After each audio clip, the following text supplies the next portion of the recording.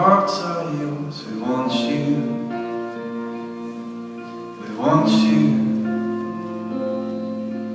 Come and consume, God, all we are.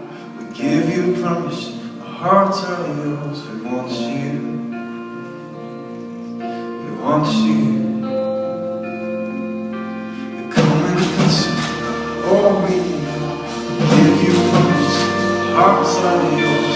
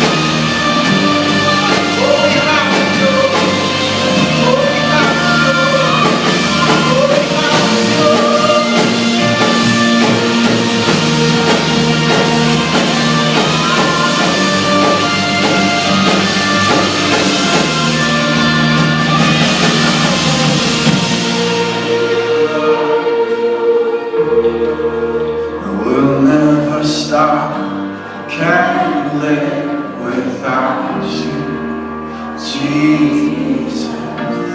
We love you, and we can't get enough. All this is for you, Jesus. So Lord, we pray, Father, teach us to carry your word. Teach us how to position ourselves when that word will abide in us. We want to respond like Hannah responded. When we receive a word and it changes how we live. And I just want to encourage you with this. Some of you in this room, the Lord's given you words and you've been discouraged by it. You felt like maybe those words are dead, or maybe they don't have any life to them anymore, or maybe the Lord's forgotten about them. I meet people sometimes the Lord spoke 20 years ago, and those words aren't dead. They're not dead. And sometimes we just didn't quite know what to do with it, what it looks like, but I'm telling you, the Lord will breathe fresh on words. He really will. And I don't be discouraged. Don't lose hope. Take that word that He spoke. So many of us, we don't want to carry the word because we don't want to be disappointed. There are words for me. Sometimes people are like, what happens if the word doesn't happen? I'm like, listen, if it doesn't happen in my lifetime, I'm giving this word that I've been carrying to somebody. Like, I'm going to give them a word that's been prayed over, cared for, nurtured, invested in. You know what I'm saying? Like, I've got a concept of lineage. So I'm like, it's going to my own kids or it's going to some spiritual kids somewhere. And here's a word I've been praying with.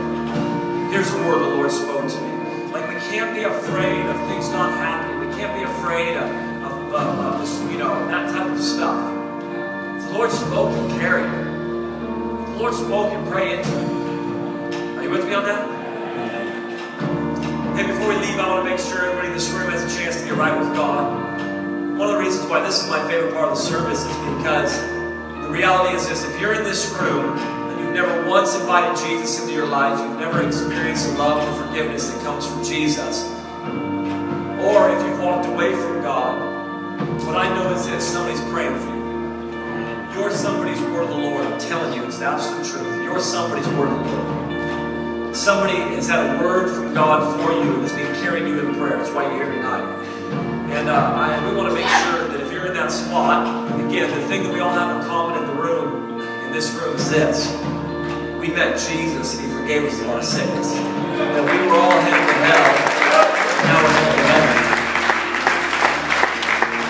But we didn't know what love was until we met Jesus. And I want to make sure you have a chance for that. And some of you in this room, maybe you've just been living life here on your own and doing your own thing. And Jesus, He's not mad at you.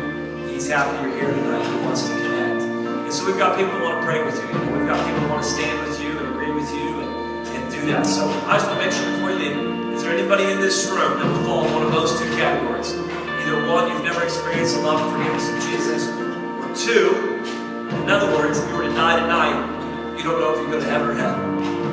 You're not confident or sure about that. Or two, you've walked away from the Lord. Now you've had a tough week. I'm talking about you've been living life on your own. And tonight you want to reunite and get right with God. Is there anybody in this room tonight that says, I want somebody to pray with me about that? I want you to raise your hand. Anybody in this room tonight, raise your hand and say, listen, tonight I want to get right with God.